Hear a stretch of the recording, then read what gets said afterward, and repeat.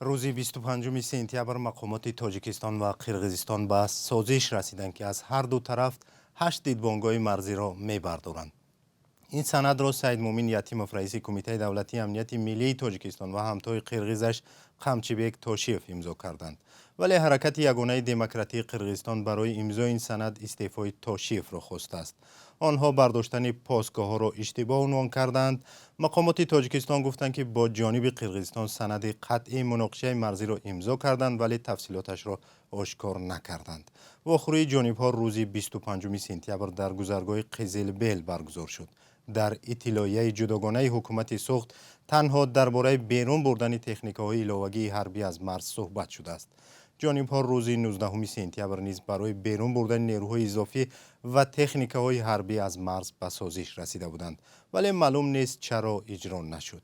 کارشناس تاجیک اعظمخان اکبروف در این باره بر رادیو آزادی چنین گفت: مادامی که دو راهبر عالی مقام خدمات‌های یا که ساحه امنیتی هر دو کشور به چنین خلاصه آمدند، من گمان میکنم که این خلاصه های سنجیده و برکشیده بود.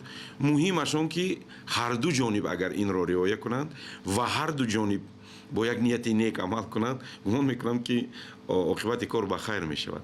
مهمش نقطه مهمش همین که بعد آنی که دست فشاری می شود، بعد آنی که حجت ها امضا می شوند، مهمش همون رعایت کردن. به همین سوال شارح دیگری تاجیک نعمتالله میرسیدوف نیز پاسخ داد. برداشتن دو پاسگاه این کفالت امنیت را نمیدهد. در این سمت باید پیوسته کار کرد.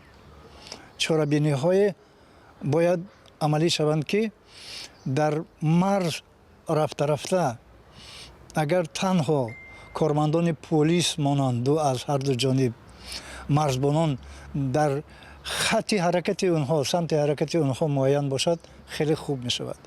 مرزبانان هم به کارهای شهروندی هیچگاه نباید دخالت کنند.